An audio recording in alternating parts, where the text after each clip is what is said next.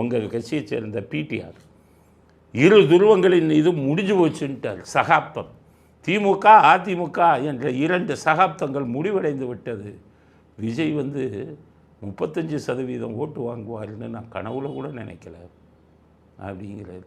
கனவுல கூட நினைக்கலன்னா நீங்கள் எம்பிஏங்கிறீங்க, நிறைய கம்பெனிக்கு அட்வைசராக இருந்தேங்கிறீங்க, வெளிநாட்டில் போய் எல்லாம் வேலை பார்த்தேங்கிறீங்க, உள்நாட்டு பகுதி தெரியலைன்னா என்ன அவளை படித்து என்ன பிரயோஜனம், இவளை கம்பெனிக்கு அட்வைசராக இருந்து என்ன பிரயோஜனம்?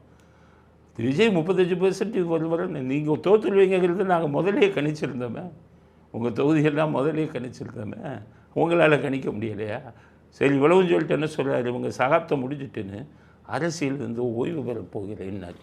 நாங்கள் நினச்சோம் அப்பா இப்போ தான் ஒரு முடிவு எடுத்திருக்காரு, சரியான முடிவுனா. அடுத்து என்ன சொல்கிறாரு, சில வாரங்களுக்கு ஓய்வு பெற போகிறேன். அது சில வாரங்களுக்கு ஓய்வு பெற போகிறது, அதை சொல்லணுமா? அது ஓய்வுன்னு அர்த்தமா? நீங்கள் எப்போவே ஓய்வு பெற்றிருக்கணும் தெரியுமா பிடிஆர்?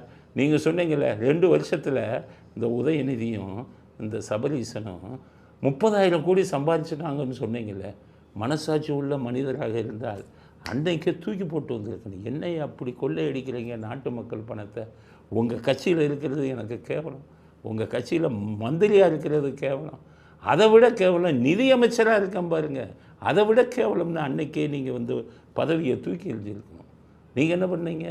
உங்களை டம்மி பதவியை தூக்கிட்டு ஒரு சாதாரண டம்மி மந்திரி கொடுத்தாங்கல்ல, அப்போ அங்கிருந்து வந்த இன்ப நிதியை போய் வரவேற்றீங்க பாருங்கள் விமான நிலையத்தில். அப்போவே தெரிஞ்சிட்டோம் நீங்கள் படித்ததெல்லாம் சும்மா. படிப்புங்கிற ஏட்டு சுரக்காய் கறிக்கு உதவாது. மனசாட்சி வேணும், தன்மானம் இருக்கணும் உங்கள்கிட்ட. அந்த தன்மானம் இல்லையே, அன்றைக்கே விட்டு ஓய்வு பெற்று இருக்கணுமே.